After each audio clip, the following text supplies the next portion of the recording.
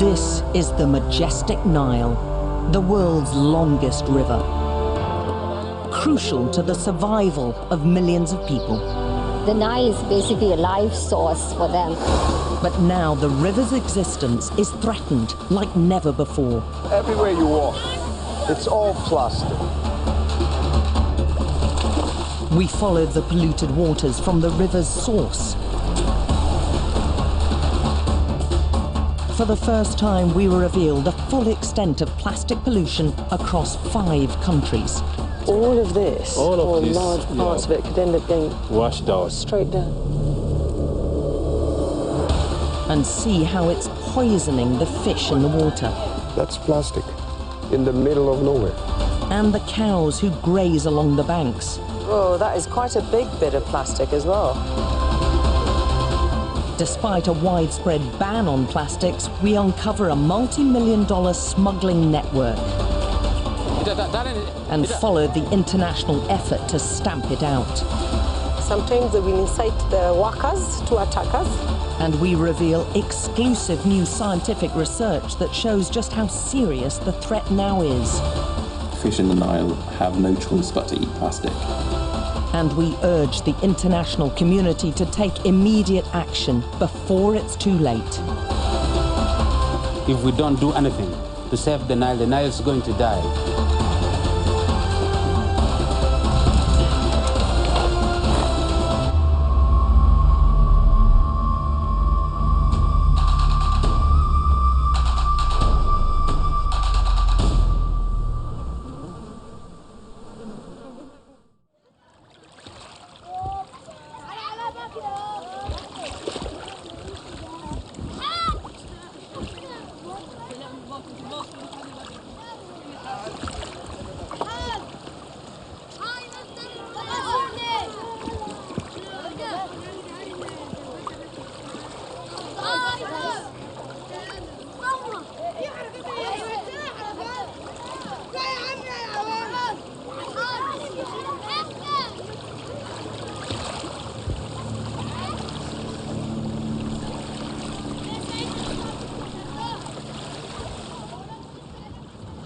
Is the mouth of the Nile, the waterway that dumps 80,000 tons of plastic waste into the Mediterranean every year.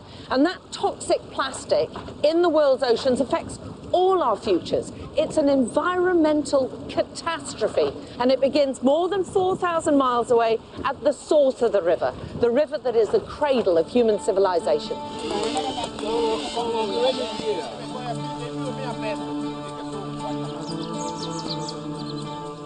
It's early morning on Lake Victoria, and these fishermen have spent all night on their boats. Now they've returned inland to sell their catch.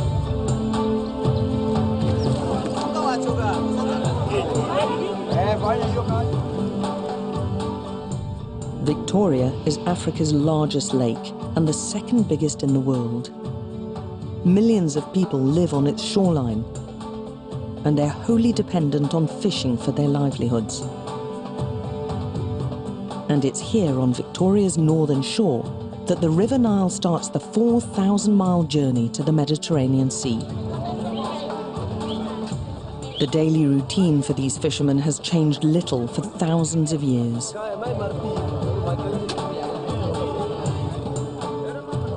The fish feed the local population for miles around, and the profits from the sale of what's left are their sole source of income.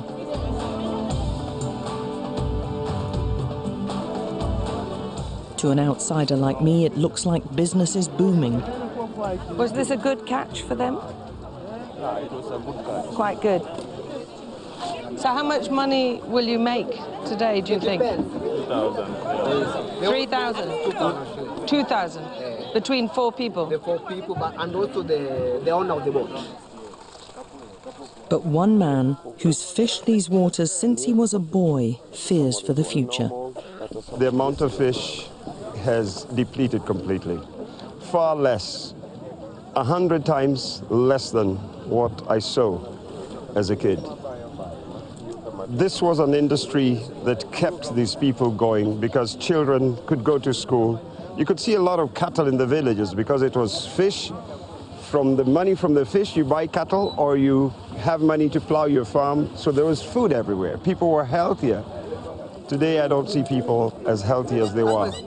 And I attribute the scanty number or the less number of fish to pollution, overfishing, poor fishing methods. But I think the worst is the plastics.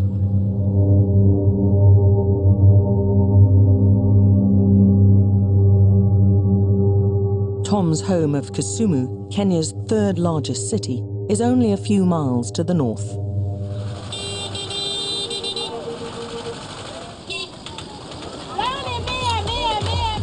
The Kenyan government takes a tough stance on pollution, and the country now has some of the strictest environmental laws in the world.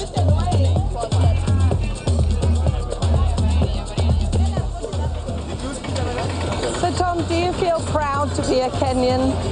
They've taken the lead in something that you feel so vitally, passionately about. I really feel proud that the Kenyan government is taking steps to get rid of a few things that are really environmentally unfriendly.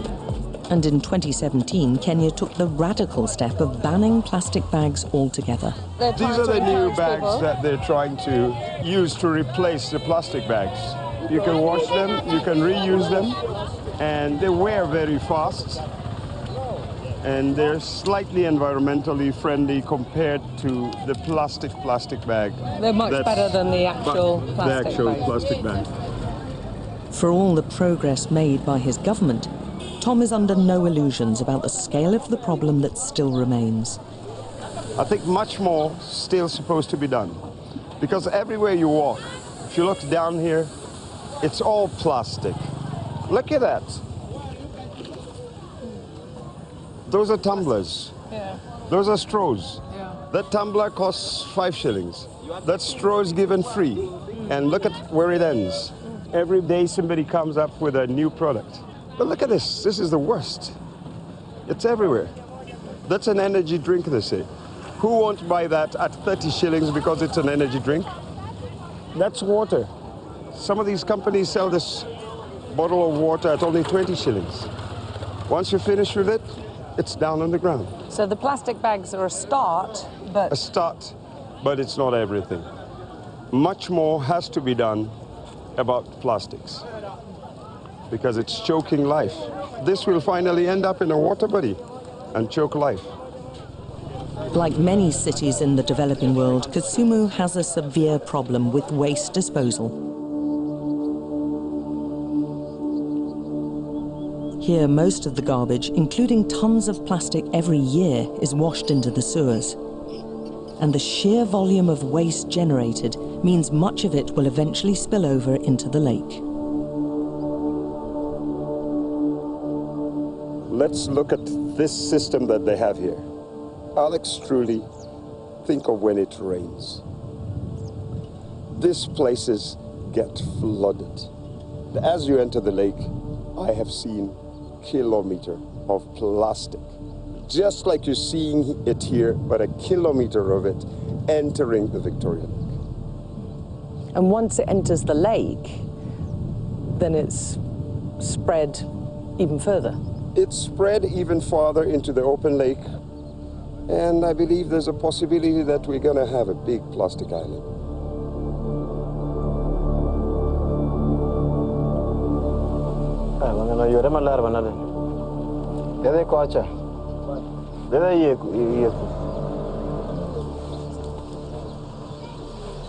Look at that, you see, like, yeah, that one, the plastic.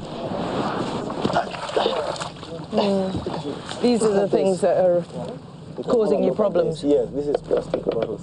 And they're all on the side, yeah. Quite, plastic bags. Plastic bags all over. While there is a great deal of official concern about the spread of plastics in Kenya, it is invariably left to local volunteers to clean up the mess. The presence of so much plastic in the water should now be a matter of the utmost urgency.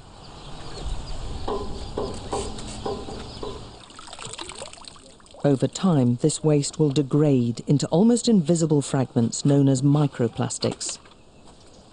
The process releases chemical toxins into the water, and the microplastics themselves can enter the food chain of humans and animals alike. And the sheer scale of the problem here soon becomes apparent. This is just a tiny portion of what we've picked out. Look, all this partially disintegrated plastic bags, there's old nappies, there's bottles. Look at all these bottles, Coke bottles, yogurt bottles, milk bottles, everything in what, about 20 minutes or so? 15, 20 minutes. And just this short stretch of river, 150 metres long, hardly anything. Yes. And actually we've just scraped the surface. There's still loads out there. The plastic we recover represents a fraction of the most recent waste swept out from the city's sewers.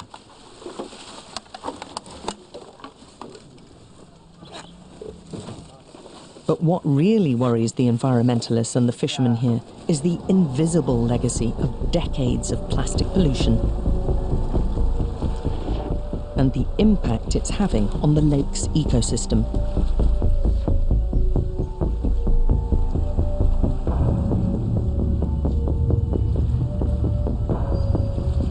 They believe the true scale of the problem lies hidden underwater.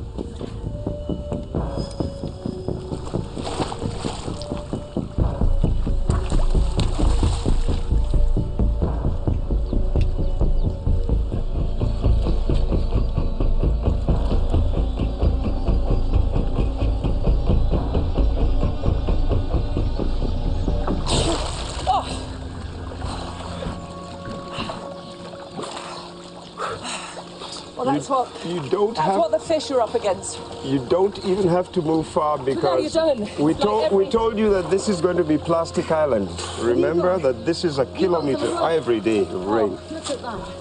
Oh my God. How deep do you reckon it is, Riley? Here? Yeah. Here it's about 2.5 feet.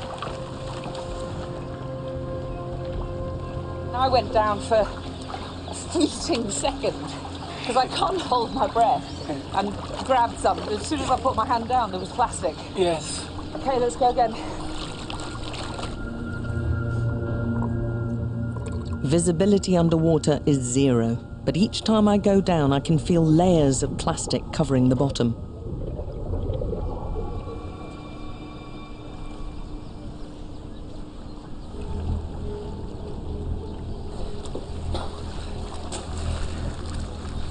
Nappies. That's for ugali.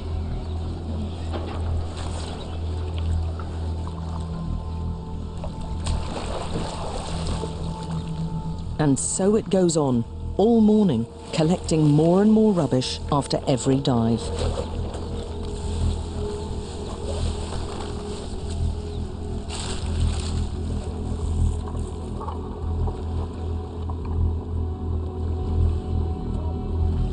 Tom. So all this stuff is just hidden underneath there. It's there's under. A bed of it's plastic bed of plastic under the water, and there's soil on top of it. It's already buried. And remember here, the water from the river pushes them farther in. So farther in, it might be worse.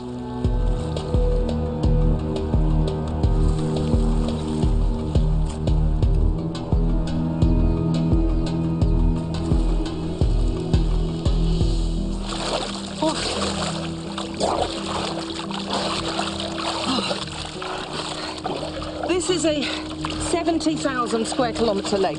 It's the biggest lake in Africa. And every time we've gone down, we found stuff like this. I can't imagine how much plastic is lying at the bottom of this huge lake, which we don't know about just yet.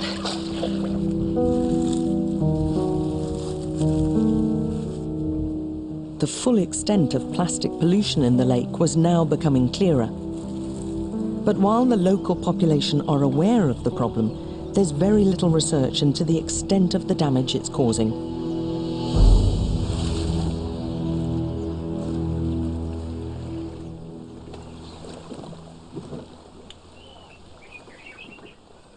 hundreds of scientific papers have been published about the harmful effects of microplastics in the world's oceans. But only one investigation into microplastics in freshwater fish has been conducted in the whole of Africa.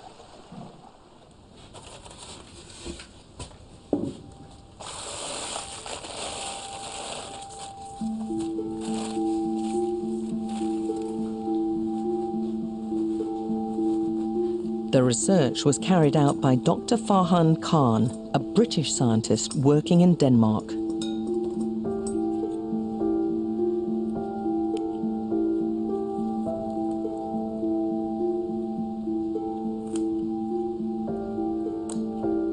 Dr. Khan establishes the presence of microplastics in fish by dissecting them and examining the contents of their gut. And in March 2015, he dispatched a team to Lake Victoria. At that stage, there'd been very little research on microplastics in freshwaters and absolutely no research on microplastics on inland freshwater lakes, such as the Great Lakes and Lake Victoria. So given the population that it supports, you would like to think that more scientists would be interested in seeing what's there. But we had the opportunity. Dr. Khan selected two of the most common fish in Lake Victoria, the tilapia and the Nile perch.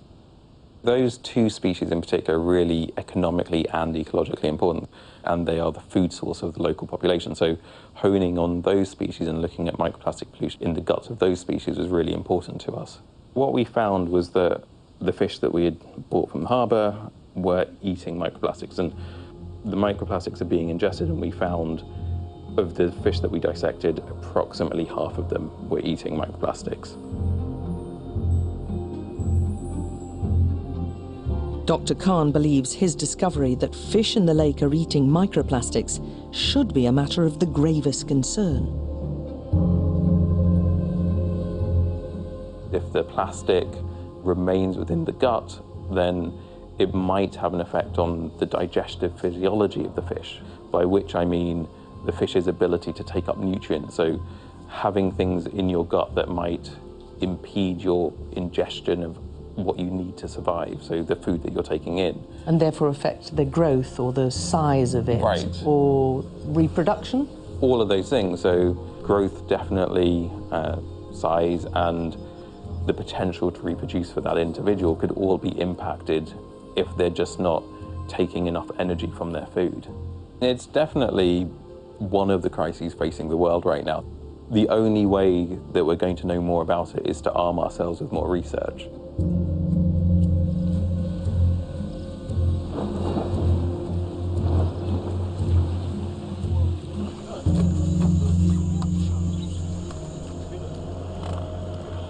Tom Mboya believes he already has the evidence to show the world that something is wrong in Lake Victoria. Tonight he's told the fishermen to move away from the shoreline into deeper waters. Let's have the light up. The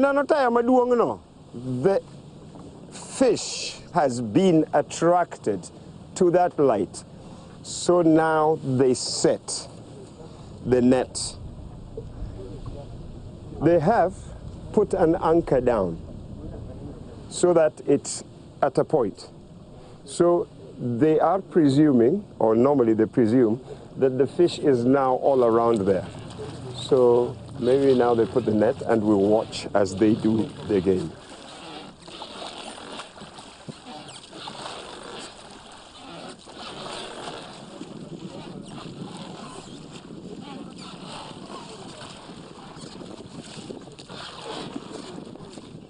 It was the ancient Egyptians who first recorded the use of nets in the Nile Basin more than 4,000 years ago.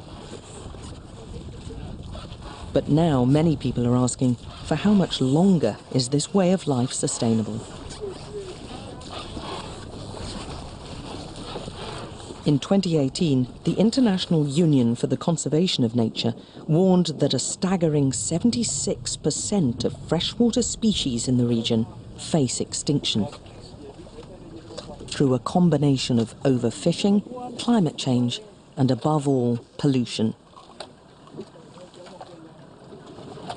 Is that considered a good haul or a little haul? This is a very poor haul. You've been fishing this lake since you were a boy. Yeah. How does this represent what has been happening on the lake? Those days, it was only one stack, only 1 meter deep. But I'm telling you that one howl would fill all of that portion of the boat. So you do 2-3 howls, you're satisfied enough. You go home. The lake is really, really not what it was. And then, out of the deep water, Tom produces the evidence that backs up his claim. Look at that, that's plastic in the middle of nowhere. And when you see that, Tom, well, how does that make you feel? This is your livelihood, your land. Yeah, I'm almost shedding tears because I've seen it. People can't take their children to school. They can't afford to take children to hospital. They can't build good houses. They can't go to good schools simply because their livelihood has been cut completely. If you heard anecdotal evidence that the fish were getting smaller and changing from fishermen in Lake Victoria, how worried or surprised would you be by that? I think that would be a real worry if it could be attributed to plastic pollution, because there's other issues as well with fishing. So if one of those issues was plastic pollution, if it was having the kind of effect that the people who are catching the fish, fishermen, the local population could actually witness, then I think that would be a huge concern. It's a dying lake. If nothing is done about it now, and the worst, like I could say, is plastics.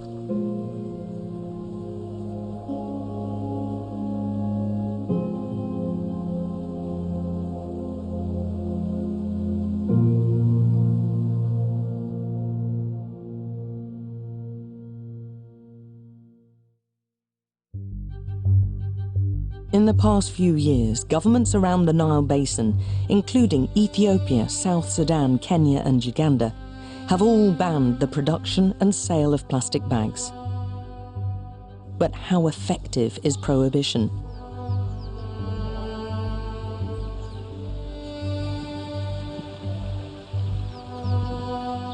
The amount of plastic waste around the source of the Nile is on a scale we had not imagined possible. This is what we found in the capital city of Uganda, on the northern shore of the lake.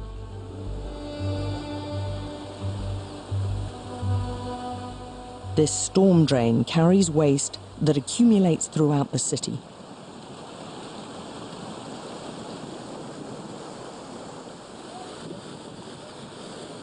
Every day, this is discharged into these streams that eventually drain into Lake Victoria. And even though they officially banned the use of plastic bags in 2018, they're still flowing through the city.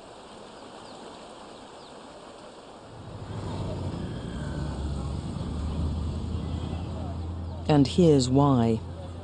Despite the harsh penalties for their use, many people simply ignore the plastic bag ban.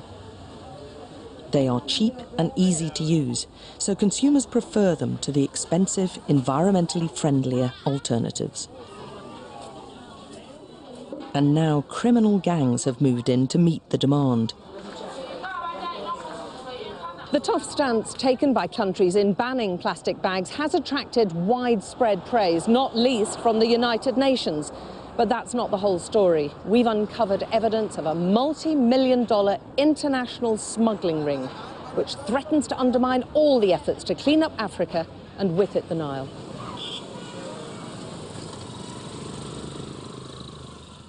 We were told that the wholesalers for the illegal plastics operated in Kampala's markets. No-go areas for nosy Western journalists like us. So we hired undercover investigators to have a look for us. Posing as businessmen from Kenya, our undercover team visited a number of stores in Kampala's main market. You know the other one called Nzito? You know it? Nzito. Nzito is not Kenya. Their cover story is they want to buy high-quality, Kenyan-manufactured Nzito bags because of the demand for them in their own country. Because the deal is, if you could get, you calculate for me 15 kilos, yeah? Is one sack, yeah?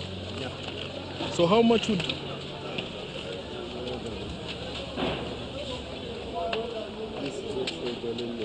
No, I want the one in Kenya. I want the Kenyan made one. Money, my friend, is everything. It's about money and trade. My customers want things. Even me selling this in Kenya is not easy. They don't want me to sell it. The two men exchange contact details, and at a separate meeting, we record them discussing how to smuggle the bags over the border into Kenya. So if I buy it from you, can you organize for me to send it back home? Who? Can you organize for me? Which one? What do you want? I want about 4 bales of Jesco. 4 bales, 150. Yes. Can you organize for me to send it back? To Kenya? Yeah. I can. It is up to me. Yeah. Kenya. We can send you. You can send me. Yeah. But where are you going to send money?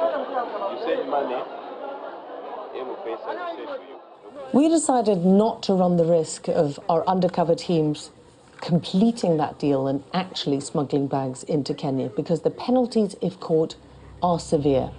They face a $40,000 fine and up to 4 years in prison. But it is an indication of just how lucrative the market is that so many other people are prepared to run the risk.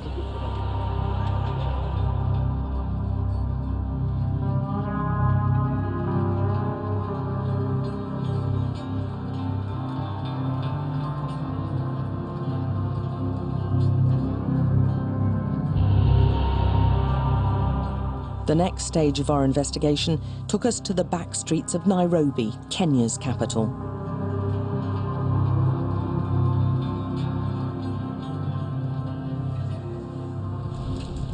We were told that it was here that the gangs most actively involved in the production of plastic bags had set up their illegal manufacturing bases.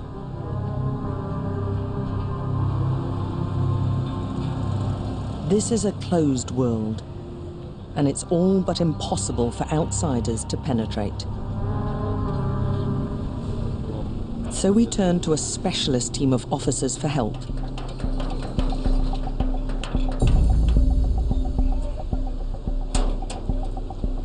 Njoki Mukiri is on the front line in the battle against Africa's illegal trade in plastics.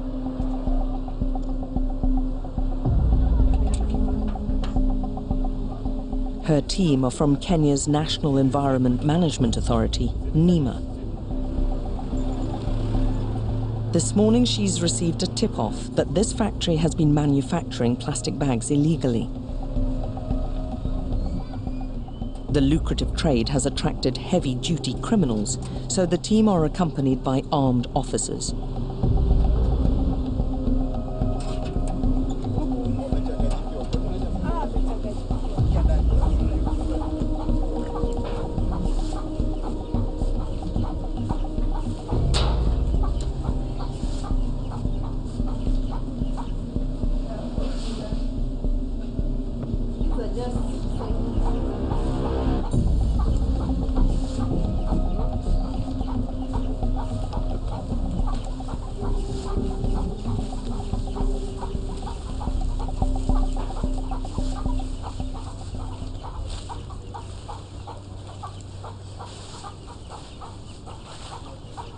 There's no sign of anything being made here.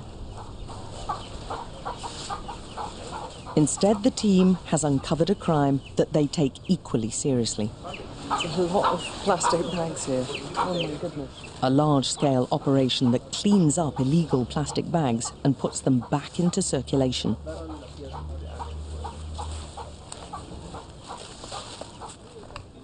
But there's no sign of the gang running the business.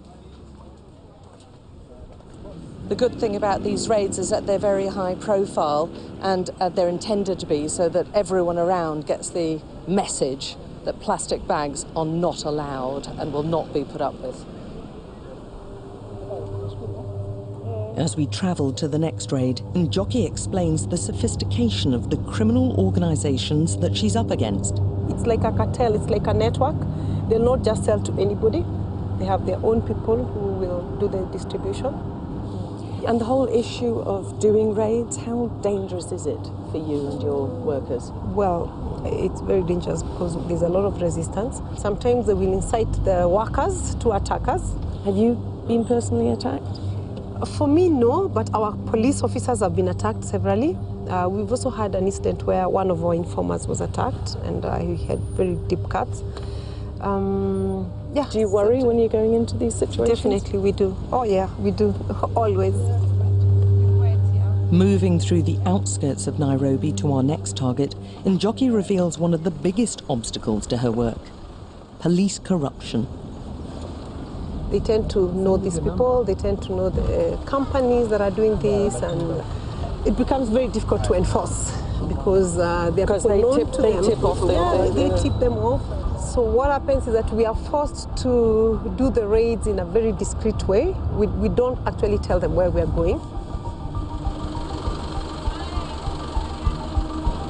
Njoki's next stop is a labyrinth of outbuildings hidden away in the back streets. All the way here, the team has been confident that this time they will catch the criminals red-handed.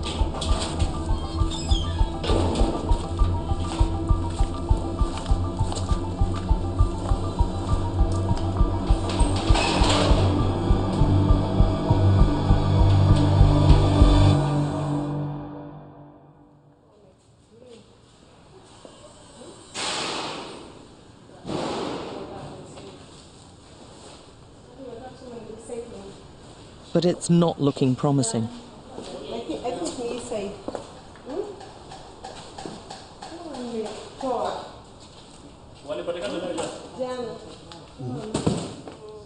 The sweep through the premises uncovers the machinery and materials for the illicit manufacture of plastic bags. The ones that we confiscate. Yeah, this is the source.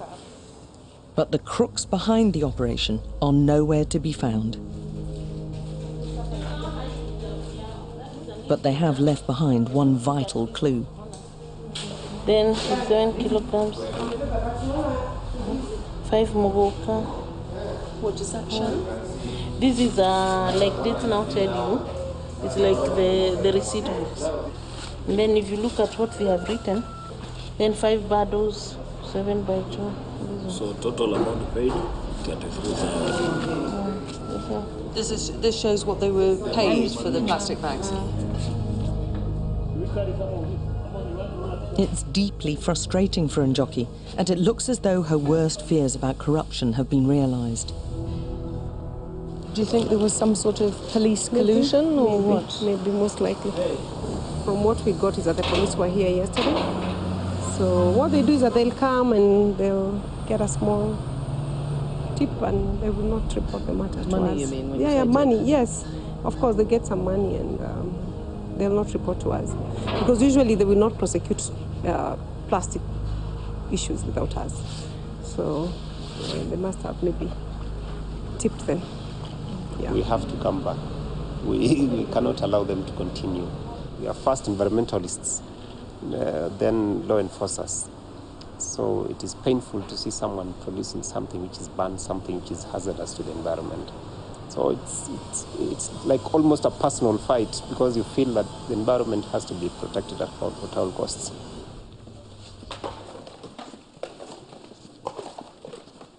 The team spends the rest of the day raiding a succession of premises. But there's never any sign of the criminal cartels they're so desperate to shut down.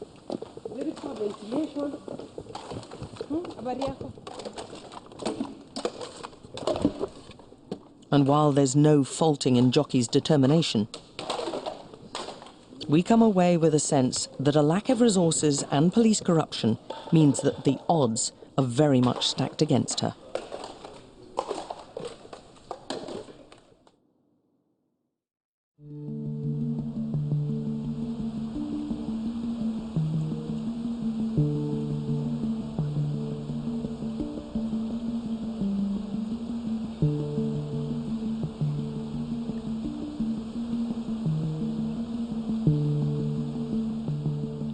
We're now 400 miles north of our starting point at Lake Victoria, and here the White Nile flows through the South Sudanese capital of Juba. Officially recognized in 2011, South Sudan is the world's youngest nation, but its short history has been a bloody one.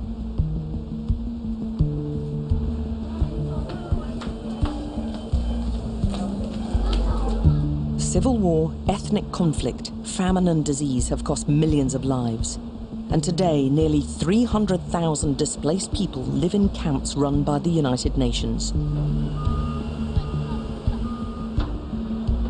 When we visit, there's an uneasy truce in the civil war, with the people relying on UN troops for their safety.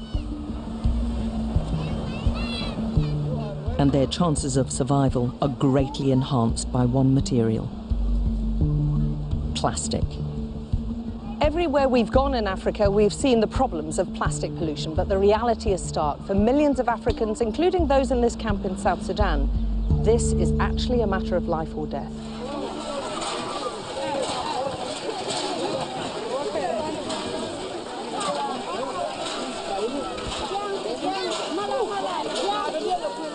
Every day in Africa, millions of people, mainly women and children, have to walk miles to access clean water. You need to get a bit of traction.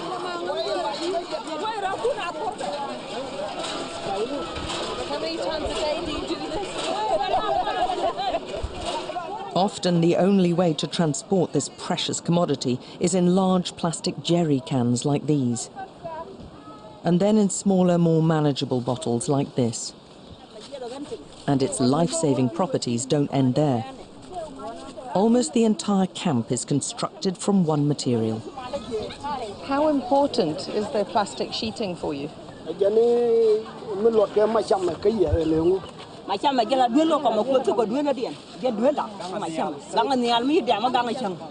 that the plastic sheet can protect them from rain and from sunshine. The dilemma we found here in this camp for displaced people is repeated all across Africa. Plastic plays a vital role in keeping millions of people alive through providing water and shelter. But the issue is clear. Unless an effective way is found of recycling or disposing of the millions of tons of plastic on the continent, the consequences are dire. Inevitably, much of the waste in South Sudan finds its way into the River Nile.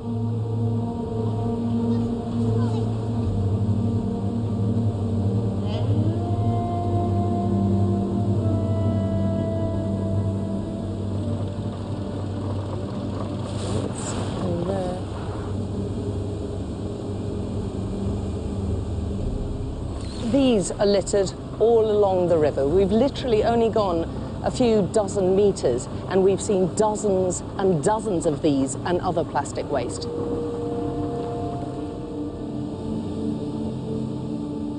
Lawlessness is still a problem here, so we've been advised to travel the river with armed guards. The soldiers are under the command of Juba's deputy mayor, Nile Majak. And Nile is a man with a mission: to do everything in his power to try to save the river. Nile is like life for the people of this country. And it has been for a very long time. And we, this generation, we should also make sure we preserve the Nile for the coming generation as it was maintained for us.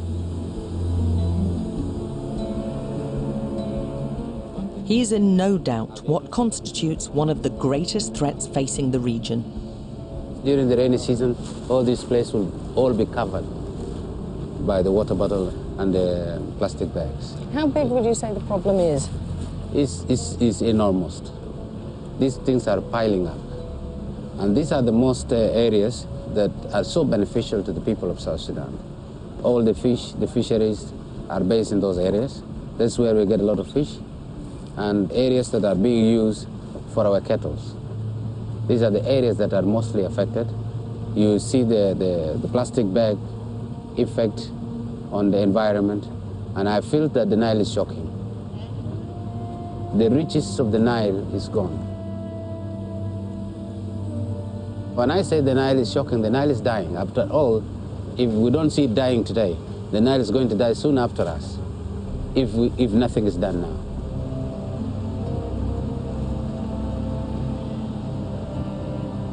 Nile takes his one-man crusade against plastics onto the streets of the capital.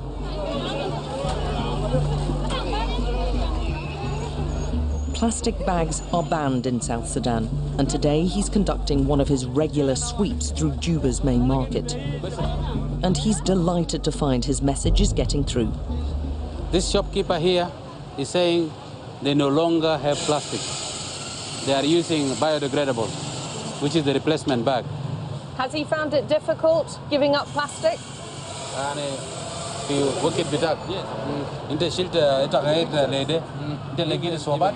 When you use it, yeah, sometimes tears from here. And expensive? Is it expensive? Yes, expensive. Okay. So you looks say, like your policies aren't too popular, sir. Of course, but for environment. I'm prepared to be unpopular for the future of this country. Nile's unpopularity makes his job a dangerous one. Many of the storekeepers here are deeply unhappy with his campaign, and he has to be accompanied by his bodyguards at all times. Where are you getting this?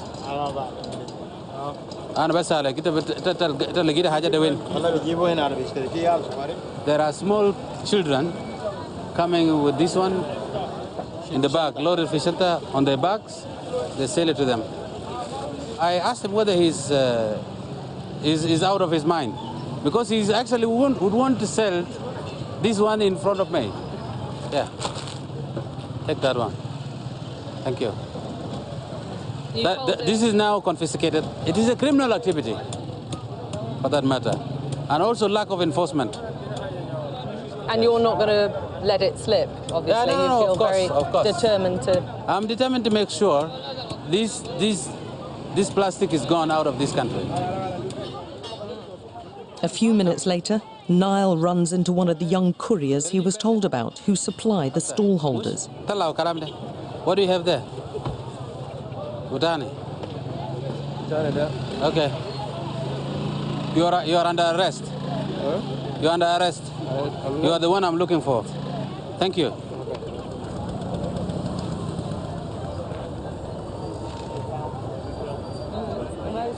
And the further into the market he goes, the more contraband he uncovers. Yeah, Jibu Karamde. Hello, Bara. Jibu.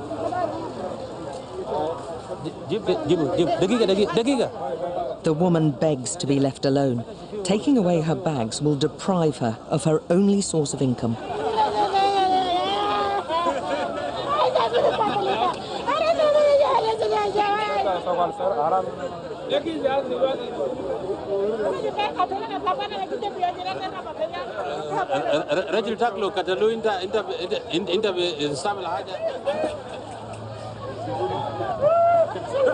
What did you say to her?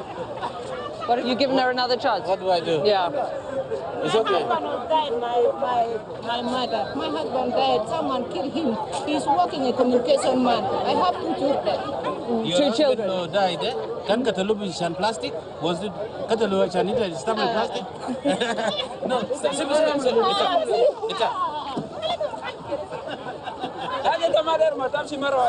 let's go. She's absolutely bereft that her business nearly fell apart like that, and sees that we're part of the problem, I think. With the market about to close, Nile and his team make one last arrest.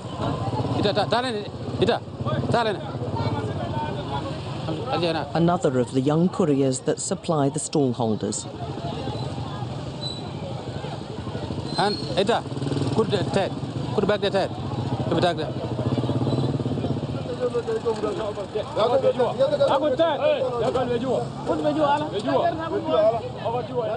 So far, none of them have responded to questions about the wider criminal network behind their operation. But at the end of the day, they will cooperate, because otherwise they will not afford to pay the fine that is supposed to be paid by the owners of the plastic. Very frustrating for you, all of this. The whole city is engulfed in the crime. In a country facing immediate problems like poverty and disease, very few understand Nile's war on plastic. But it's his determination to preserve the health of the river for future generations that drives him on.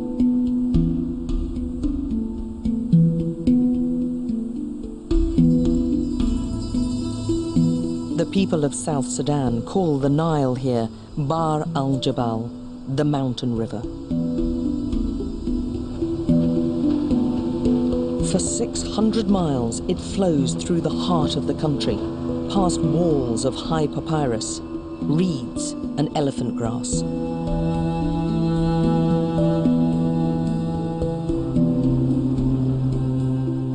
In a country lacking the most basic infrastructure, the river is an essential means of transport. Today, a team from the United Nations High Commission on Refugees is ferrying vital supplies of food and shelter to a remote area.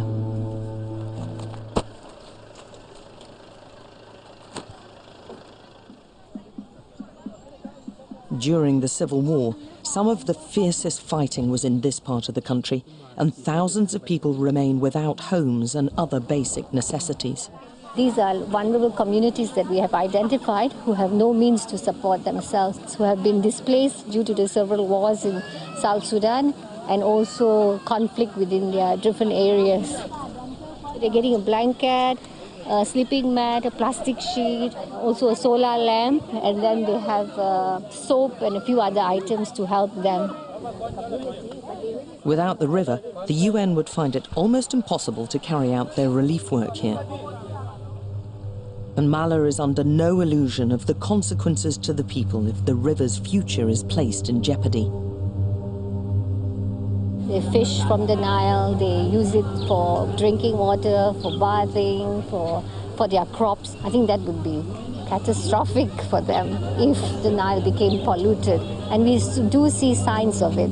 You see that sometimes plastic bottles and everything are being thrown into the water. They need a proper waste disposal system, and the community also needs to be educated on how to dispose of waste properly. And I think it will be really a disaster if they don't have the Nile as a source, because the Nile is their life force, basically, their life source.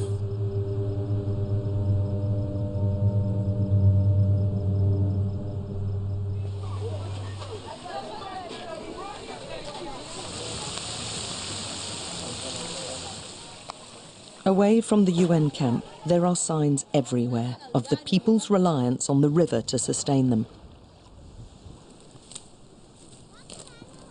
But also constant reminders of the increasing environmental threat it faces. These cattle are the most important commodity in the whole of South Sudan. In the absence of banks or a stable monetary system, they serve as the country's alternative currency. Marriages cannot be arranged without a payment of cattle to the bride's family. And the cows are so valuable in this famine-ravaged land that frequent and bloody battles are waged to seize them from rival tribes. But now the cattle are facing a deadly threat.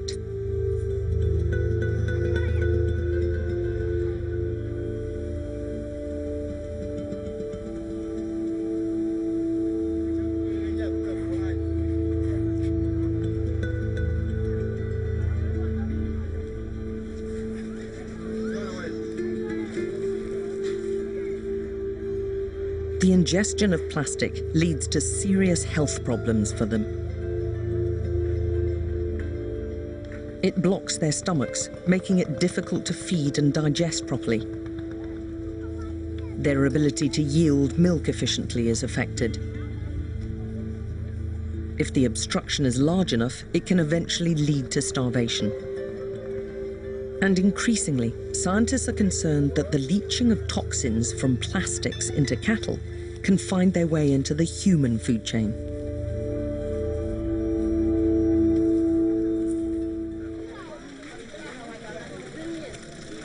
So why is there so much plastic waste in this remote area. A quick stroll through the local market reveals the answer. So everywhere we go, we're finding they're using these packs of plastic bags, all coming from Uganda. Another load coming from Uganda, different make, 200 pieces.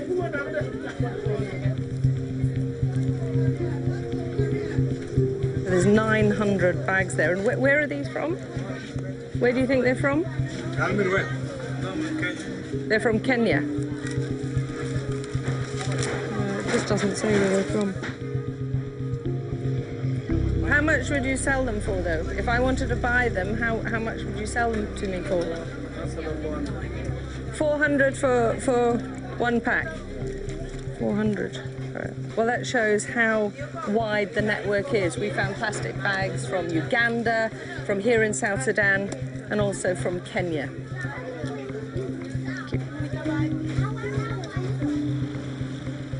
We travelled back to the capital Juba with news of the extent of the illegal trade in plastic bags in the outlying province. During our absence, Nile has been in contact with South Sudan's Ministry of National Security, who have granted us access to one of their secure facilities.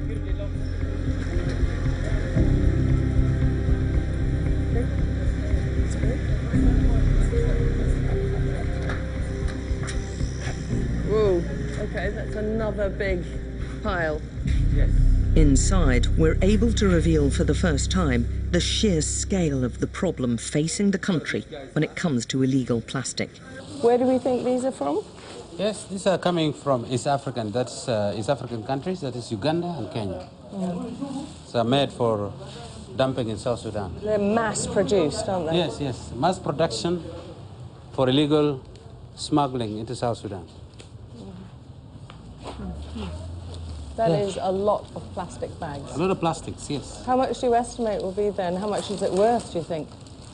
This one is what a million of South Sudanese pound. Million? Millions. Oh, millions? Yeah, I'm talking about million, multi-million business for them. This huge haul of plastic bags is kept under lock and key by state security, as the local police can't be trusted not to hand it straight back to the smugglers. You're making a bit of an impact, but is it enough to stop this mountain growing every few days? I believe very well it is enough to stop this. Plastic is drying up our Nile. Plastic is killing our animals. Plastic is killing our people. It is a cause that I've chosen to do.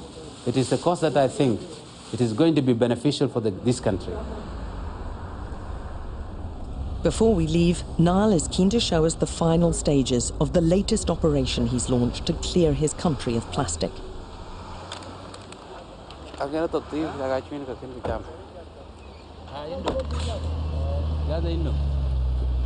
All the contraband plastic has been loaded onto one lorry and driven to the city dump.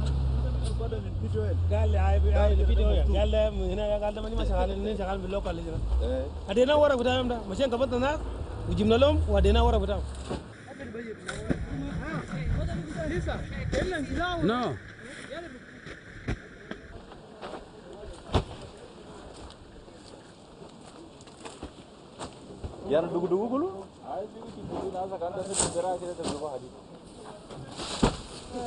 The packages have changed from 50 to 100 pieces.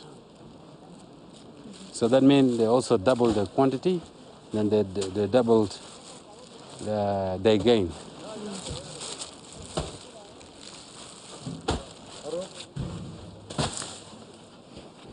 Dumping plastic in an uncovered landfill site is one of the least environmentally friendly methods of disposal.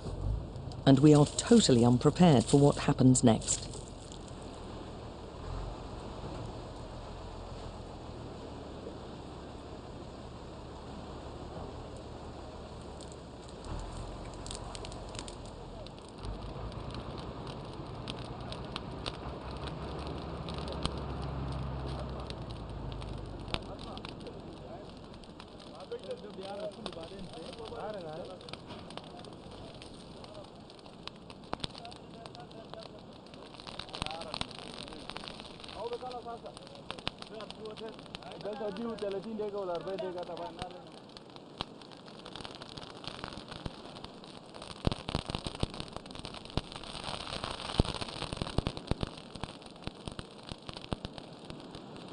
I would want to tell everybody, thank you, we can go. The burning plastic is now useless. Nobody can pick something to take back to the city. So this is how we do it. We make sure it completely burns, become useless, and nobody can risk to come to this powerful fire. But still, there's nothing is left undestroyed. Thank you. The destruction of the bags has taken them off the streets, out of the markets, and away from the Nile. But burning plastic releases highly toxic substances such as dioxins, harmful to humans and animals alike. Nile's final means of disposal may be misguided, but there's no questioning his determination to rid his country of plastic. Because he is driven by the fear of what happens if he fails. I have been telling the people, if we don't do anything to save the Nile is going to die. And the future coming generation of this country are not going to benefit from the Mother Nile that we call Mother Nile, that our people live off from it. So Nile is in danger, and Nile is in danger of drying up, and the aquatic life in the Nile are in danger.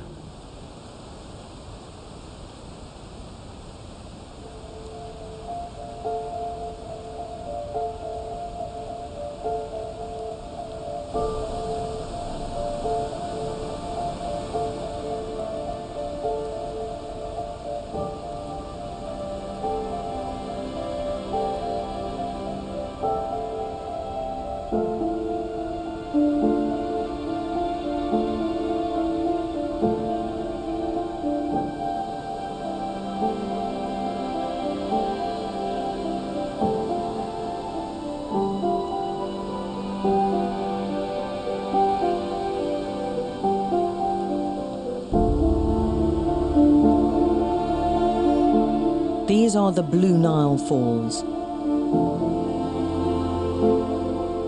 To the local people, they are Tissa Bay, the Great Smoke.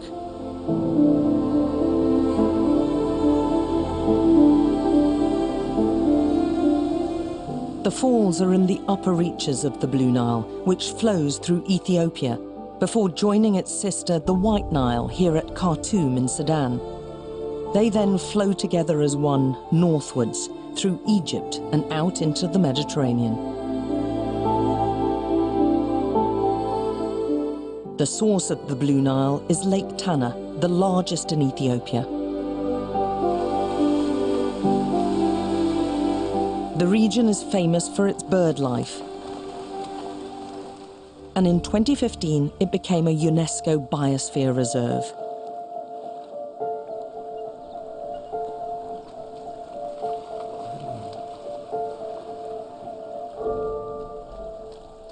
Like Kenya, the fishing communities here rely on the tilapia as their main source of food and income.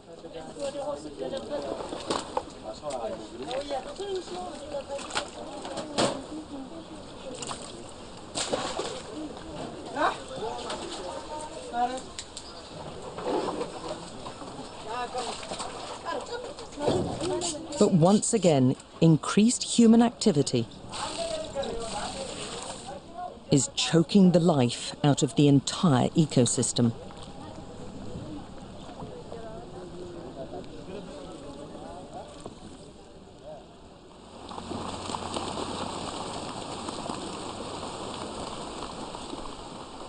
In spite of the international recognition of the importance of Lake Tana, the scientific monitoring of plastic pollution is virtually non-existent. One man hoping to change that is Dr. Mercurio, a researcher in public health at the local university. He's extremely worried about the effects of plastic pollution on the local population and conducts his field research among the lake's fishermen. So he's doing fishing the past 10 years. ብዛቱ ቀንሷል። ሳይዙ ብዙ እንደዚህ ነው የምታገኙ ወይስ ብዙ ትላልቅ ነው? የመረው ሳይዝ ሆነ። ይሄ የመረው አይነት ነው። የመረው አይነት ነው እንጂ በጣም ትላልቅ አሳ የዚህን ያህል ርዝመት ያለው አሳም ይያዛል። He mentioned that still there is possibility of getting large-size fishes, but over years it decreases. Got smaller and smaller and smaller, yeah. Has he noticed how much plastic there is in the lake, and what type of plastic? What does he see? አሁን ምንድነው ከ10 ዓመት በፊት ምን አይነት ፕላስቲክ ታይ ነበር እዚህ ሀይቁ ላይ ምናምን? አሁን ከፍ እያልክ በህር ቁጥር ብዛት ሀይቁ በመረብ ተወጥቷል። Okay. Previously there was no plastic, but now there is a large number of plastics in the lake. So I think it's a very severe problem for the lake. Plastic bottles. These plastic bottles in particular? Yeah, in particular plastic bottles he mentioned.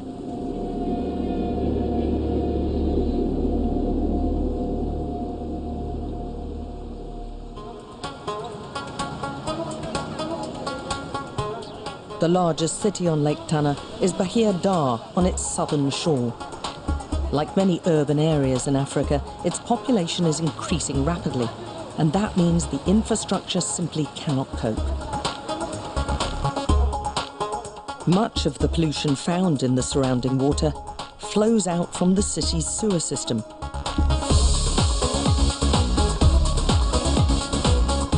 Ethiopia's government acknowledges refuse management to be a serious problem, but little is done to tackle it.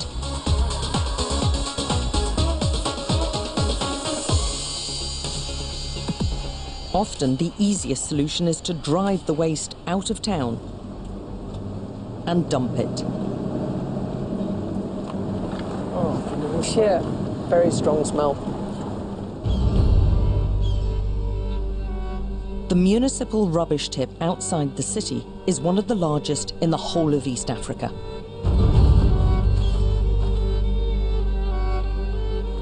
For decades, rubbish has been deposited here, and it is now a serious environmental hazard. I mean, when the bulk of this stuff, the bulk of this rubbish is plastic, isn't it? Look at all of that. It's the bulk even. The larger share is plastic bottles and plastic bags. Plastic is everywhere here in Ethiopia. It's really endangers our life. It's in our life cycle, it's in our food. Because of this reason, we don't have to generate another more plastics. So you have to stop. We have to stop this one. Ethiopia did try to stop the use of plastic bags, banning their import and manufacture way back in 2011. But the evidence here shows the ban has had little effect, and Mercurio understands how tricky it is to make people change their habits. It's really difficult to stop not using plastic bags, because people are really using these plastic bags. So unless and otherwise, if you do have a very best alternative, which is really friendly for the environment, it's a very difficult. So that we have to reduce using by keep on looking for some other alternatives. Badly managed landfill sites mean that plastics can contaminate the environment in a number of ways. The wind can carry plastic bags many miles, often onto farmland and pastures. And as the rubbish degrades in a toxic melting pot, it produces extremely high volumes of microplastics.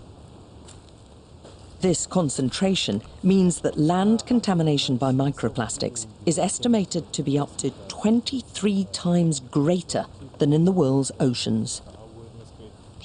And there are fears that the tiny particles are seeping out of the poisonous dump and into the water table and surrounding rivers.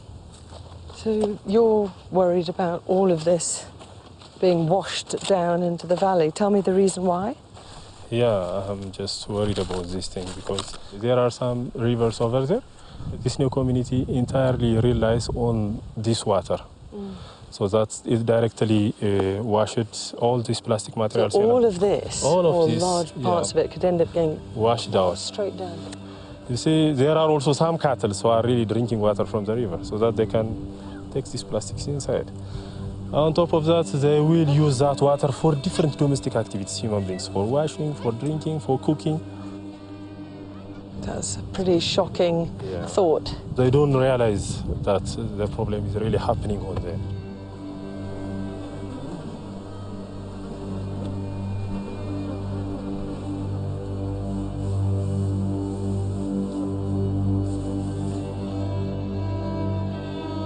Ethiopia is one of Africa's most developed agricultural economies.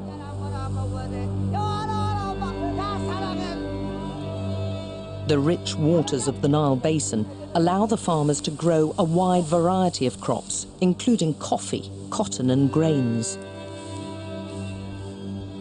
Farming employs 80% of the population's workforce and accounts for nearly all of the country's exports. And Ethiopia has the highest number of cattle in the whole of Africa. But now, all of that is under threat from the plastic tide.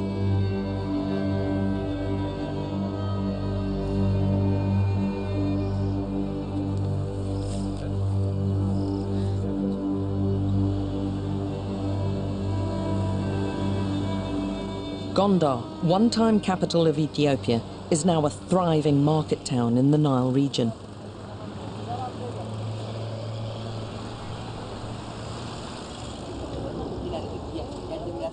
It's also one of the leading agricultural research centres in Africa. A decade ago, here in Gondar, the university carried out Africa's first ever study into the effects of plastic bags on cattle health. The research highlighted the dire impact that plastics were having on the environment. But those warnings have fallen on deaf ears, and in the past 10 years, the problem's accelerated to crisis point. Morning, Doctor. Hi. It's early morning surgery at one of the town's veterinary practices.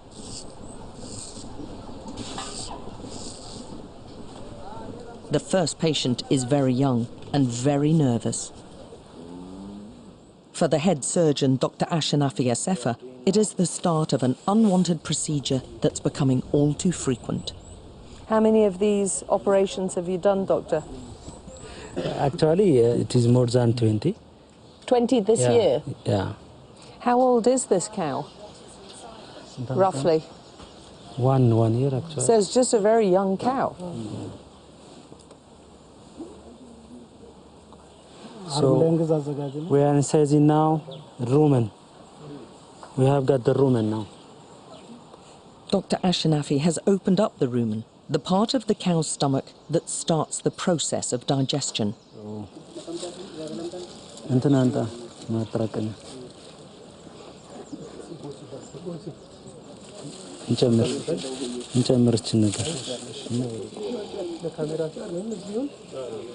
This is a content.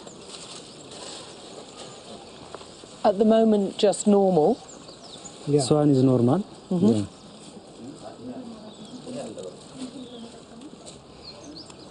This one is a foreign body. That is plastic. That looks like a plastic bag, right? This is plastic one. This one. Oh, that is quite a big bit of plastic as well. Yeah. How upset does this make you feel, Doctor? When you see this, how upset does this make you feel? I couldn't explain. It is very bad for us also, you know. This reduces the movement of the rumen, so anything cannot go to the next compartment. So it will accumulate inside the rumen. So it is very difficult for the animal. No? It blocks everything that everything, it swallows. Yeah. It blocks.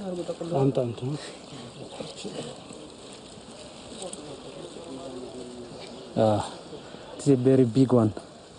Big plastic bag. Yeah. Do you think it's just one or more than one? More than one. Mm.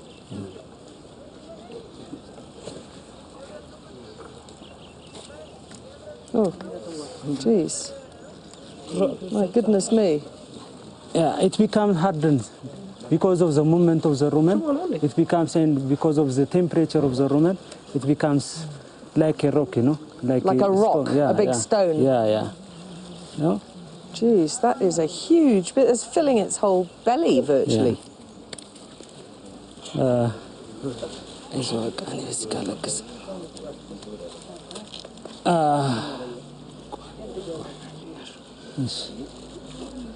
It's a bigger one. I didn't ever seen like this. The biggest one you've seen? Yeah, bigger one. Ever seen?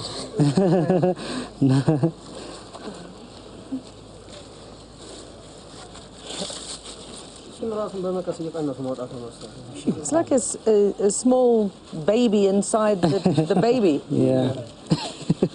Look how their stomach's gone down so much already. Yes. Oh. Jeez, they're having trouble pulling it out. Oh, oh my God. This one. And it's hard, right? Plastic. Is this one of the worst cases you've seen? This Yes. particular calf? One of Yes. the worst ones? Yeah, actually, I have, because it is not incredible. expected from this calf, actually. It is too much. Good. Again?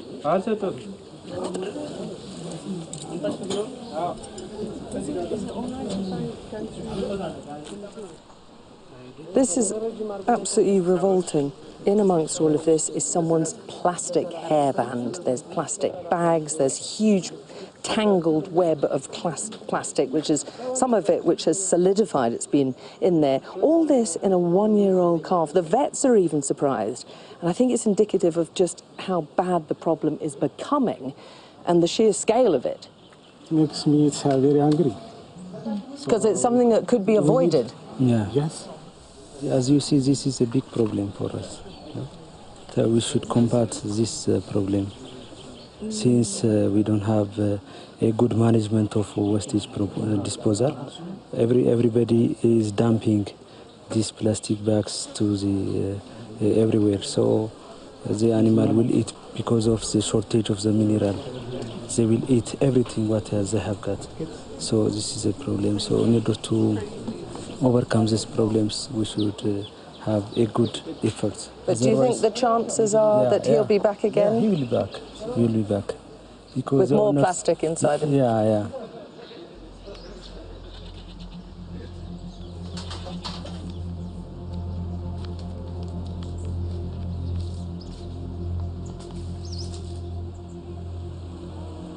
One thing became clear during our travels around the source of the Blue Nile.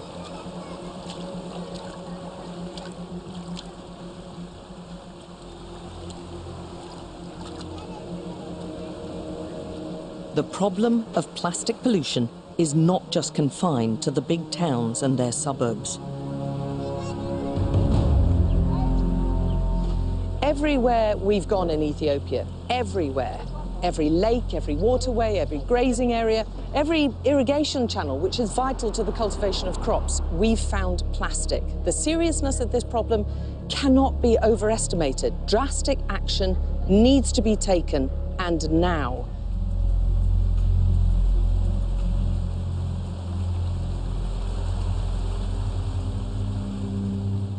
The problems of poverty, disease, and the poor quality of drinking water found here are common to many African countries. But Ethiopia faces a particularly pressing challenge. In the next 30 years, the population is set to double to more than 200 million people. In a country already struggling to cope with the vast amounts of waste being generated, the future could well look like this.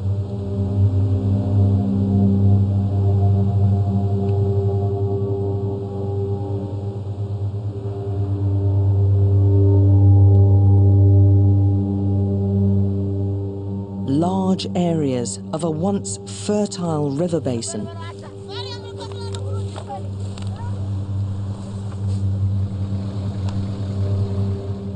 buried under a sea of plastic.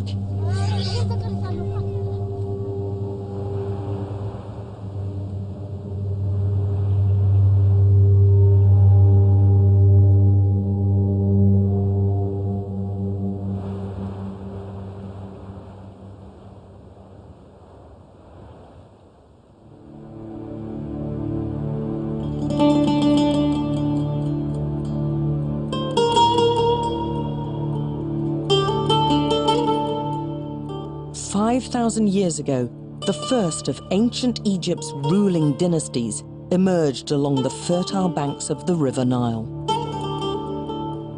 Their discoveries in science and technology were unparalleled. The scholar Gamal Hamdan wrote, If history is the father of the Egyptians, Egypt is the mother of the world. And the Nile is simply the greatest ancestor in human civilization.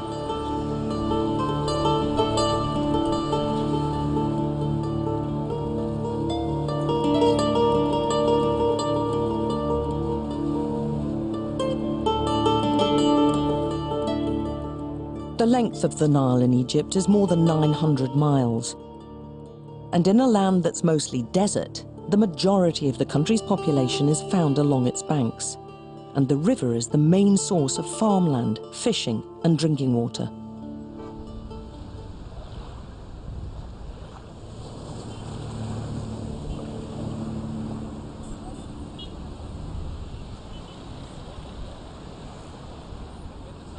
Today, with the Nile at its heart, the country's capital sprawls across hundreds of square miles. Cairo is a megacity, whose metropolitan population of more than 20 million is the largest on the continent. And like all centres with rapid population growth in Africa, it struggles to deal with the thousands of tons of trash that accumulates every day. But here in the outskirts of the city, there is a wholly unique approach to refuse collection and recycling.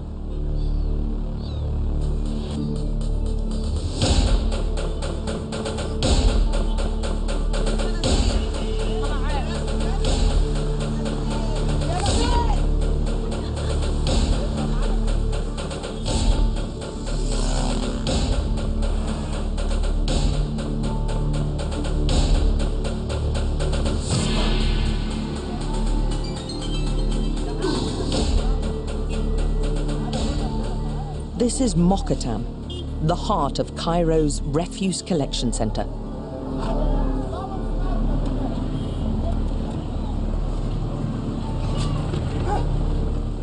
It's where nearly 60% of the city's rubbish is taken every day to be recycled. It's run by the Zabaleen, quite literally, the garbage people. An estimated 70,000 Zabaleen work here, sifting through tons of rubbish hour after hour. How long does it take for this amount of rubbish to build up? 1 day. For generations, whole families have been involved in garbage retrieval, with the filthiest jobs reserved for the women. It's very difficult here, and we're trying with our association before to give them gloves to working by the gloves. Very difficult for them. They're working by the feel. Paper, glasses, quickly can separating because they have a lot of garbage to separate every day. They must finishing quickly. And how do they feel about their job? The job, yani for them very dirty, but what we can do, this is our job, yani, this is our work here, to cleaning and working with the garbage. Burkite is keen to show me how they do things the Zabaleen way. This factory unit deals with one of the most valuable commodities to these people, plastic.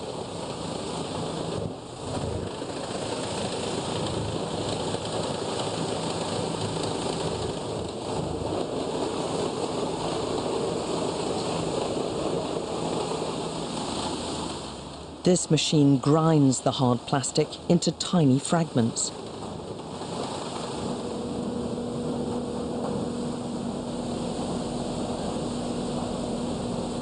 They're then washed, ready to be recycled.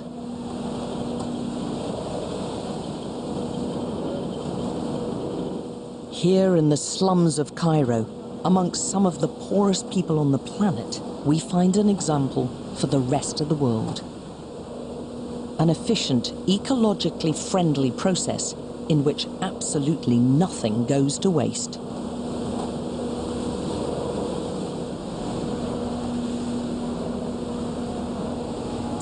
A lot. You have a lot of plastic. You see? A lot. Yeah, too much. Yeah, too much. You can see. do you ever think your job will be complete? I mean, it'll never be complete with it. There's just too much plastic. As long as people are dumping rubbish, we will be here to deal with it.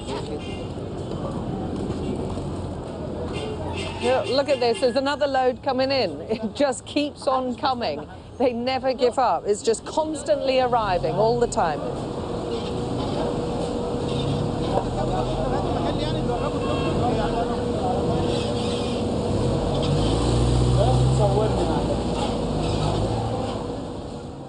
But there is a problem.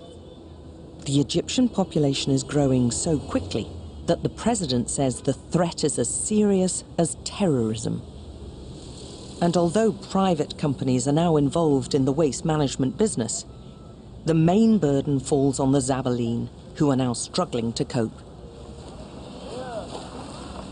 This has just built up over the past few days, and it's continuing to build up. The garbage that arrives here almost arrives by the hour. There are simply not enough garbage collectors to deal with the amount of waste that is being generated in this city.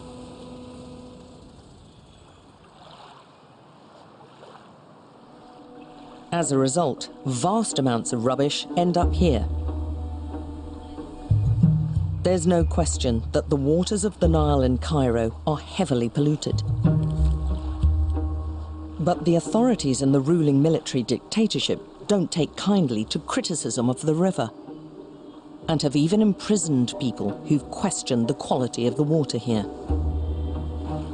So we decided to conduct our own research, only the second survey ever into the level of microplastics in freshwater fish in the whole of Africa. And to carry out the study, we turned to Dr. Farhan Khan, the author of the original work on microplastics in Lake Victoria. We got fish from the Nile, a location called Dahab Island, which is right in the center of the city, just south of Giza, where the pyramids are. So it's a really urbanized area. And we got two species, so the Nile tilapia, which is also what we used in Lake Victoria, and then catfish, which are these bottom-dwelling large fish that, if there are plastics that sink to the bottom, catfish are going to be the ones that are likely to eat them. Again, we tried to pick species that are both ecologically and economically important. And then once we got them into the lab, it was a case of dissecting the guts. We got a lab. When you first went into it and started the work, what was the sense of how people were treating you? What sense did you get about how unwelcome a film crew would be? I would say that the people working in the lab were really nice and really welcoming, but they were really nervous about the work being done, and probably for good reason, because there has been some things in the news about people who have criticised the Nile and then ended up in trouble with the authorities and even gone to prison. So whilst the conversation that I had was that they were really happy to have the lab collaboration and international collaboration, and they felt the work was important, they were very hesitant about being on camera and having their lab filmed and being identified.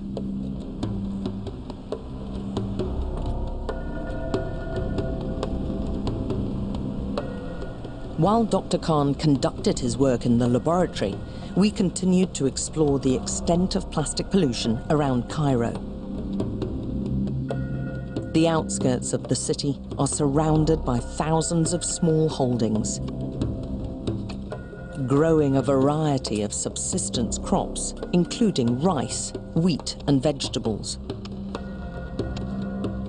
In a country that is 97% desert, the Nile is the most important source of water, feeding the farmland through a network of irrigation channels.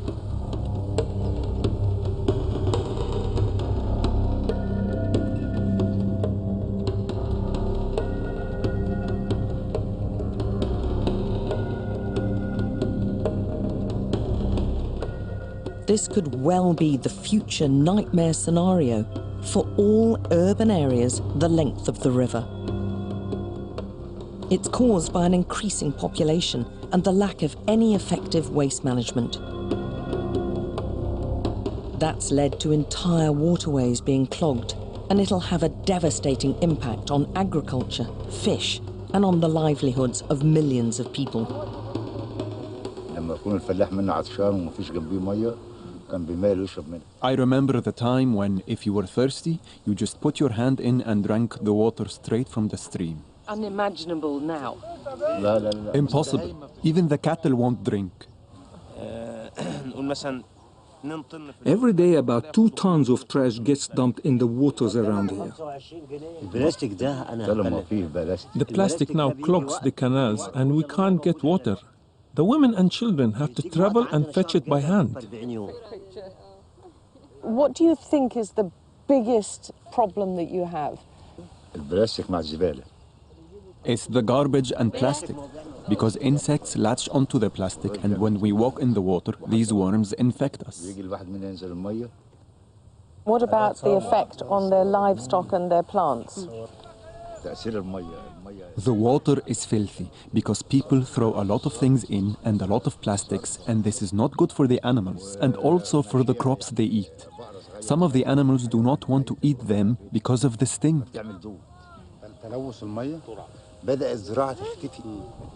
The pollution is killing the farmland. In the past, we could grow so many different types of vegetables, but now you can count the things you can grow on one hand. A lot of crops are disappearing or not being grown anymore. If you've seen such a dramatic change in your lifetime, what do you think is going to happen for you during your son's lifetime or your grandson's lifetime?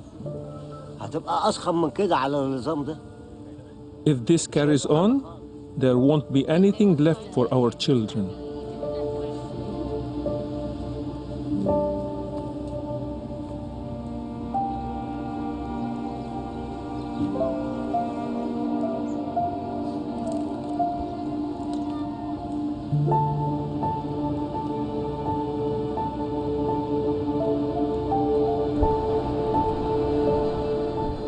Leaving the village, we couldn't help thinking that apart from the farmers whose livelihoods are being affected, most people in Cairo are simply oblivious to the environmental hazards caused by such a vast buildup of plastic waste. How else is it possible to explain the sheer volume of rubbish that's allowed to accumulate?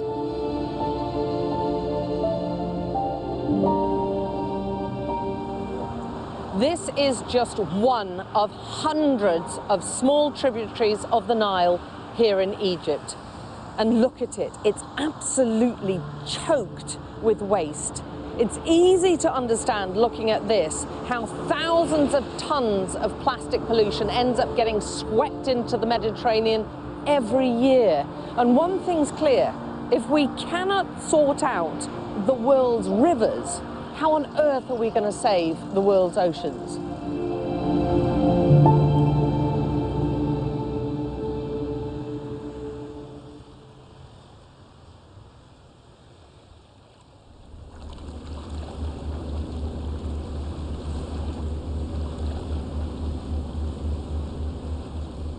We're now coming to the end of our 4,000-mile journey that started at Lake Victoria.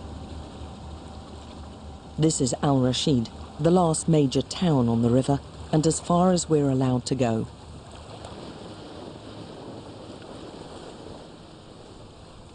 The mouth of the Nile is only a few miles ahead, but the final stretch of water is a militarized zone and strictly off-limits to outsiders.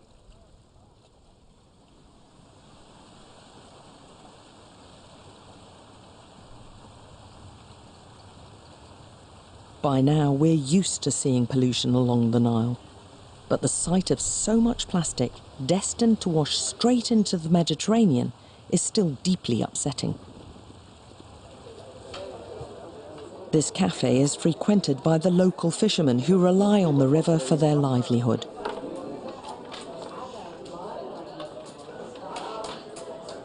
They've elected the cafe's owner, Solomon, to speak on their behalf.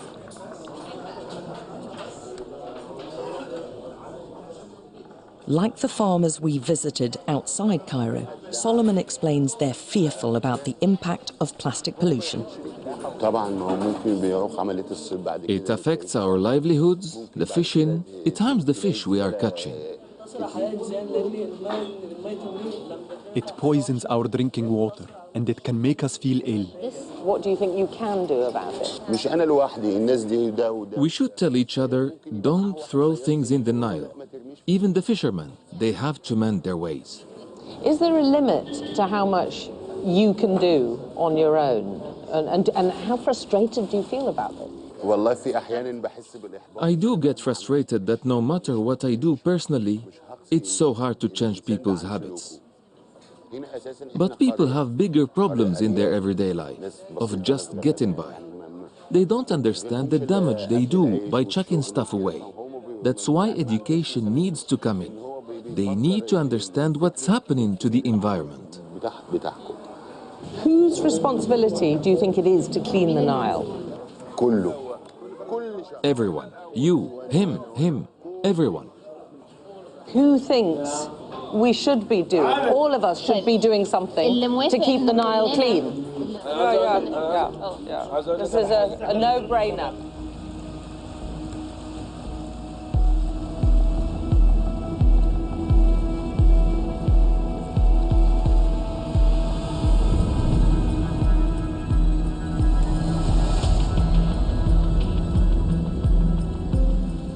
There's an old Egyptian saying, whoever pollutes the River Nile will never enter paradise.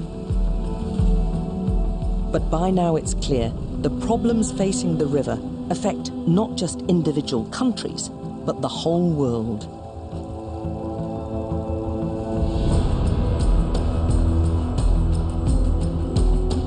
In Denmark, Dr. Khan is in the final stages of examining the specimens he brought out of Egypt. This is your sample, and this is the reference. So you can see there are very strong peaks here.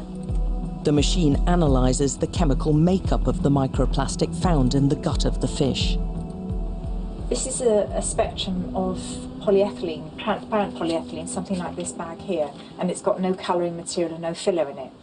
But your sample has some extra peaks here, which is carbon black, which is the filling material in that black.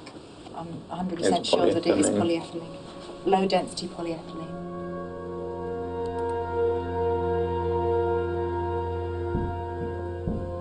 The final results of his research are disturbing.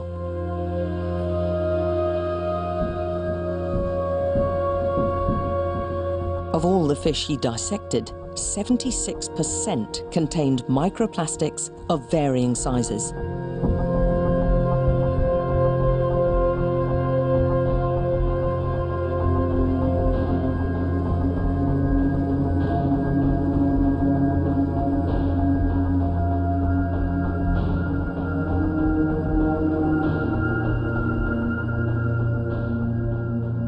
That's quite a big bit to be found in the fish. What is the size? You're at least thinking 4 or 5 millimetres here. Is it possible to say what sort of effect an accumulation of ingesting this would have on a fish? A collection of these types of fibres could really have an impact on how well the fish is able to digest its food, and that could have a knock-on effect on all kinds of vital systems. The uptake of nutrients or feeding behaviour, and you could go so far as saying potentially reproduction. And then you start to see in other fish, still a tilapia, you start to see these fragments where you potentially have these sharper edges that could cause some real physical damage within the digestive tract. So you now talk about lesions and things that could have a physical damage. And there's another cause for concern. Recent scientific research indicates that microplastics attract toxic substances around them, which could find their way into the human food chain. In most water systems, plastics aren't going to be the only pollutant, and there's a class of pollutant called hydrophobic organic contaminants, which include pesticides and things, and they don't mix well with water. So whenever they're in the water, they're looking for things that they can bind to, and plastics provide that. So all these surfaces provide areas for these contaminants to bind to, and you can't see them, and you can't smell them, and you can't detect them. What's happening by attaching to the plastic is that the fish are now feeding on plastic, and they're ingesting those plastics, and these contaminants are making their way into the fish.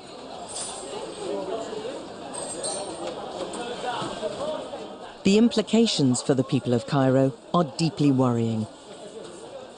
The high percentage of contamination in the survey indicates that those who are eating fish from the Nile now run the risk of consuming hazardous chemicals.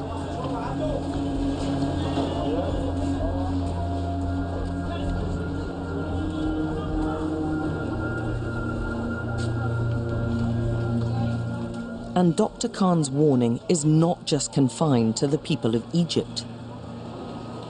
This study shows that fish in the Nile have no choice but to eat plastic because plastic is everywhere in the Nile.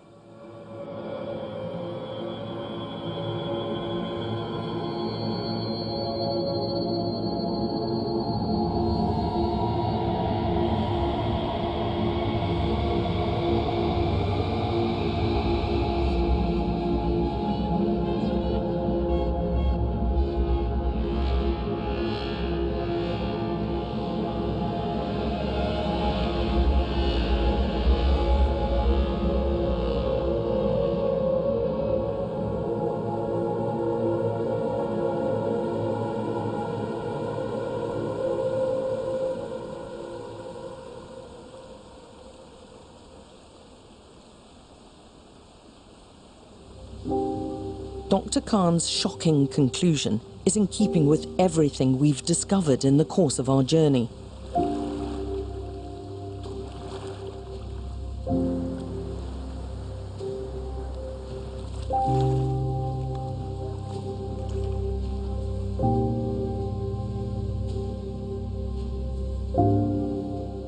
The build-up of plastic in the Nile from its very source, along its riverbanks,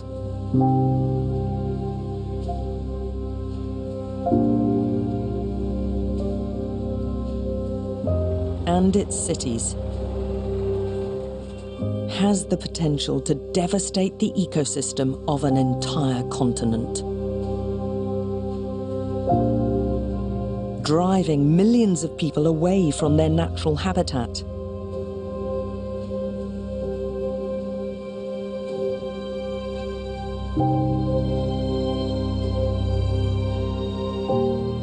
But there's still room for hope if we act now to heed the warnings of those in the front line battling to save their river.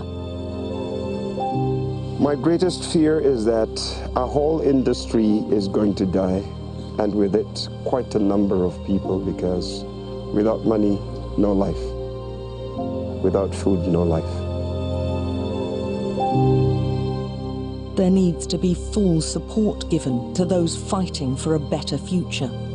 I believe very well this country one day will declare itself as plastic free.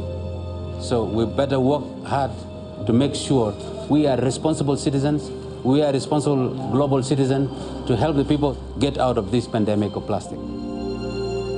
And funding is urgently required for the scientific research to understand the full scale of this looming environmental catastrophe. Worst case scenario is the fish disappear and the local livelihood has disappeared as well. Hopefully we won't get to that case, because what this research shows is that there's an urgent need to do work now, and hopefully that work will be carried out in time to save the Nile.